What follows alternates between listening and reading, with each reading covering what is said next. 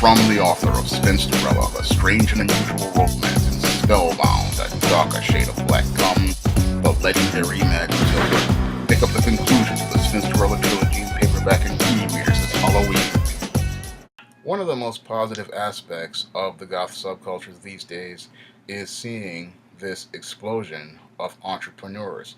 Because when people are starting their own businesses, it clearly shows us that the goth subculture is very healthy. Now, a lot of people believe that the goth subculture is dead because many of the younger goths these days aren't going to the clubs to experience the music. However, when I look at all these goth entrepreneurs that are starting their own businesses, it's an indicator to me that the goth subculture is very, very healthy and very strong because people would not be starting their own businesses to sell to other goths if there weren't goth customers to purchase these items. And I've seen many goth businesses from online stores that sell merchandise like Demonia boots and New Rock boots and Dracula clothing and other fashions to small Etsy shops and eBay stores which sell handcrafted items. And it clearly shows me that the goth subculture has a very, very strong economic base and a large audience of customers looking to buy items that are goth related and to share the subculture with people all over the world.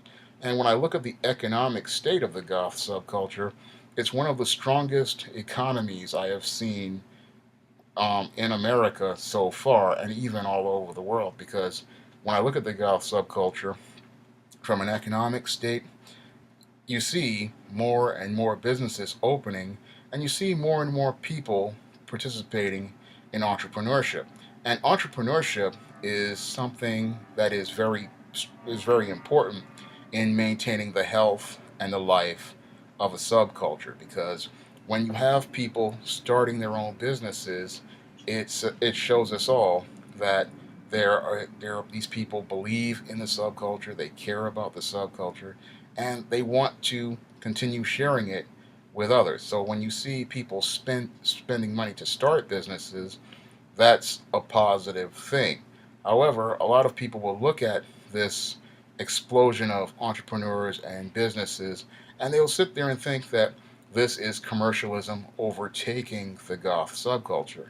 And that doesn't have to be the case at all, because when it comes down to goths starting businesses to sell to other goths, that's a positive thing. In the African American community, we call this group economics. And with group economics comes economic power because you're going to be creating an economic base. Because when a goth spends money with another goth, what they're doing is they are keeping money in the subculture.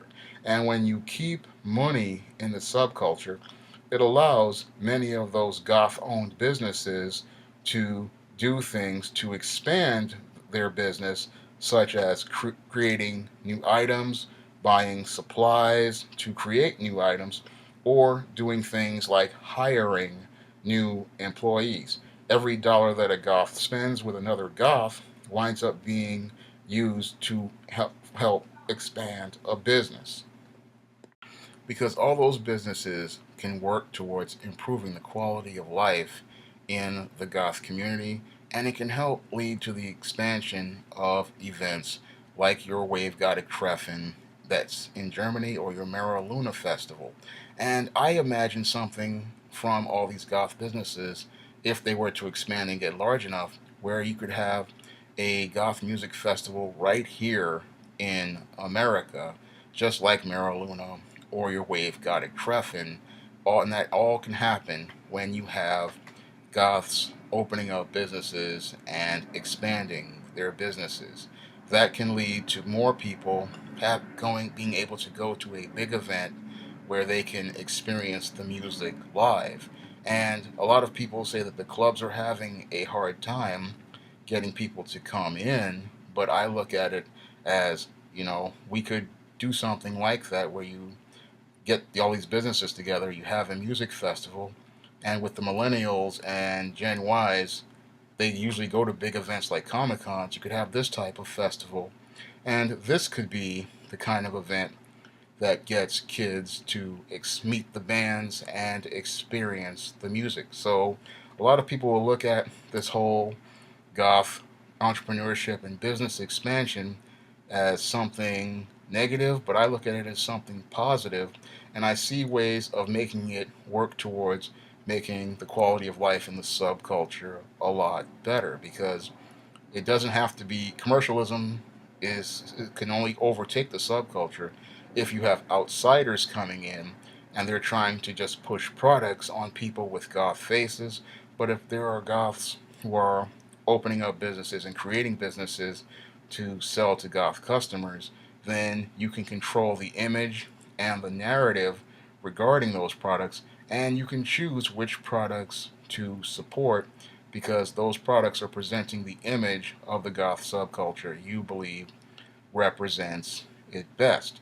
A lot of people look at all these goth businesses and they don't understand that if by supporting people who own businesses, you're supporting fellow goths, and with every dollar you spend with them, you are helping people expand, pay their bills, and then be able to hire other people, and all of that is beneficial to all the people in the subculture because businesses are a sign of economic health, and when people are opening up new businesses, it's showing us that the subculture is in growing in a healthy way.